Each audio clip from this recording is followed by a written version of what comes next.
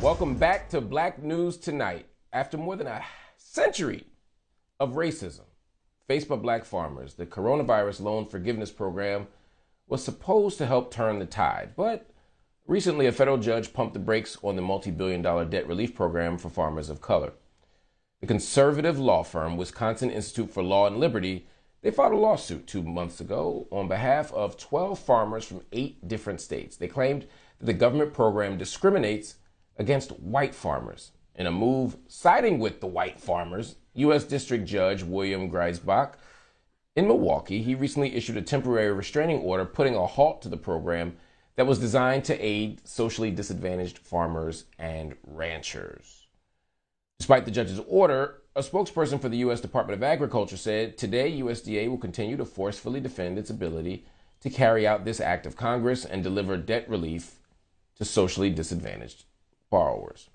Joining me now to discuss the consequences of this resistance from white farmers and the USDA's pushback are farmer advocate and agricultural lawyer Jillian Hishaw and the CEO of the black-owned Sankofa Farms. Y'all remember him, Kamal Bell. Thank you both for joining me. Jillian, I'm going to start with you. Welcome to the show. What can be categorized as unfair within the loan program that's aiming to help black farmers when they have faced decades of blocks, obstructions, attempting to access government funding? Exactly. So in the complaint, the 12 farmers that filed in Wisconsin stated that we're all equal and that the debt relief that was issued on March 11th should not be based on race, but everything is based on race. If it wasn't based on race, then the PPP money that the white farmers got last year and at the end of 2019 would have gone to more black farmers. Only 0.8 of 1% went to black farmers out of the $7 billion, then 0.26 of 1% went to black farmers out of, again, billions of dollars. But here we are over 90 days and black farmers are still languishing, waiting. Wow. Kamal, again, 1.3% of farmers in the United States are black. We're underrepresented there. Obviously, we make up 13, 14% of the population. What is the impact the stoppage of a loan program like this will have on black farmers? I think just from the age range of farmers, it depending on what age range you fall in dictates how it affects you. So for us, it will just look at disrupting us being able to put in programs and to develop initiatives and programs that we should have been involved in the first place. So, and that looks like a youth program. Since we've been pushed out of farming, how have we been able to incorporate the next generation of farmers? So if we were able to receive the debt relief, that would help us further expand our programming and our outreach. But for older farmers, people's assets are tied in with their land a lot of the times. So that can free up some of the capital and allow them to do other things and put their farms in trust possibly, or even transition them to their children. So without them being able to do that, I think that we're going to see a large problem with the next generation of black farmers. Wow. So one of the challenges we see in general with in terms of black businesses is a transfer of wealth in addition to being able to sustain the business itself. We say with black people in general.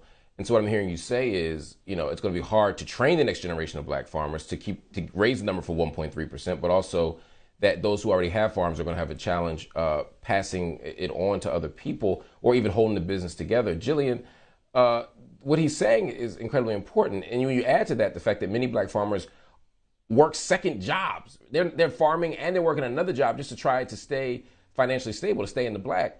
What does access to government funding do for them, particularly as the country's still dealing with the pandemic? I know we said it's over, but in many ways, it's very active when it comes to financial issues, when it comes to being able to access capital, being able to generate revenue. How is this going to affect folk? Well, it's definitely going to impact people. I mean, the U.S. farmer across all demographics is an aging, a group. And so you need operating loans, you need operating money for the planting season. The average farmer plants about twice a year. in the spring and in the fall. And so when you don't have access to capital, you don't have an active farm operation. And this is just another way to gain Black folk land for cheap.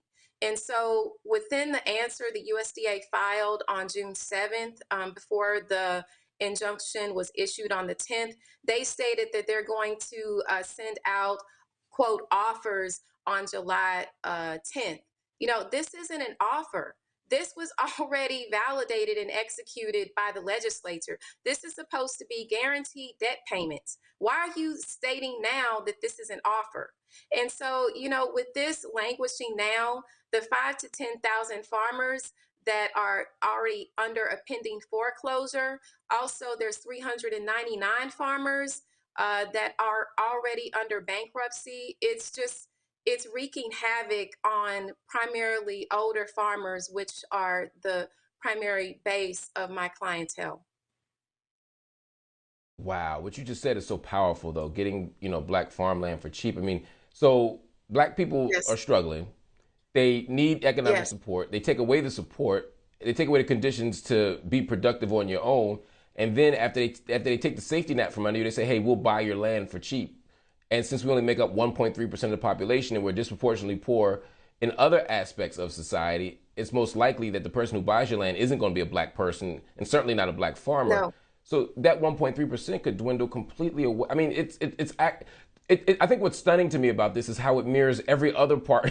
We see the same thing with gentrification. We see the same thing, with land theft in every other part of American society. I mean, it's sad how much this is predictable and foreseeable.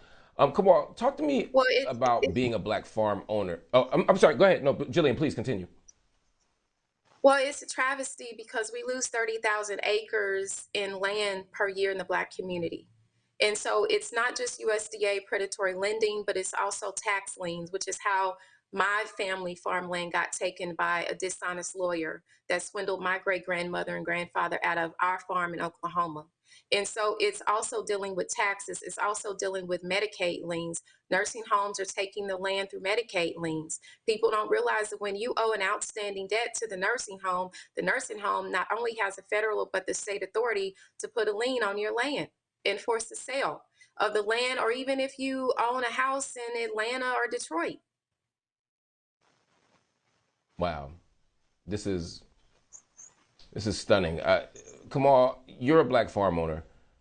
Your own farm, Sankofa Farms, which we talked about on the show a couple of weeks ago. You certainly dealt with obstacles. Talk to me a little bit about how you've navigated them in the midst of all this craziness. So what's interesting about our story is that we actually qualified for the program.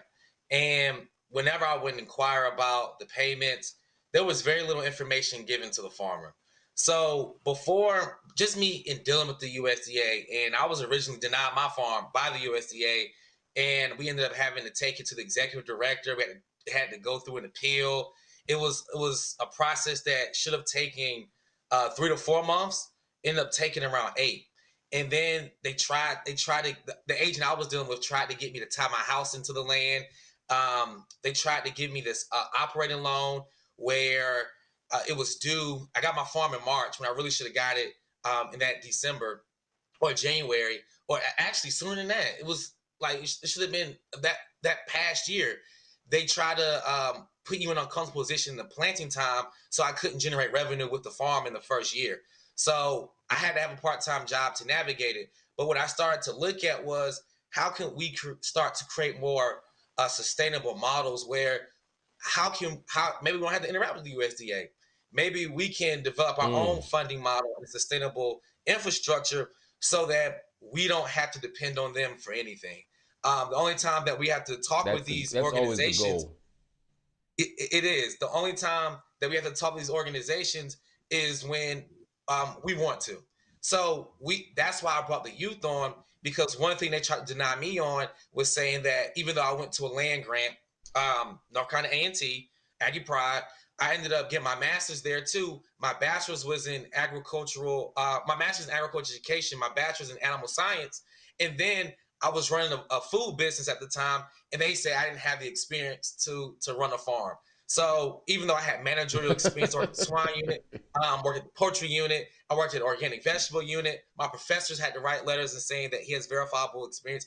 And I worked with the black farmer in Greensboro at the same time. So I was like, if they're going to do this to me, let me prepare the youth. So if they end up having to go this route, they already have the verifiable experience by the time they turn 18, and you can't turn it away because we document it and it's been publicized on many different platforms. You can't deny them like you deny. Absolutely. No, that's exactly right. And the work you've done to resist is what needs to happen. But the idea that there is a setup in place, a structure in place that makes it so challenging for black farmers to, one, get on board as you just described, but also to thrive once they're there, or to get supported when they fall down the way all Americans fell down during a global pandemic.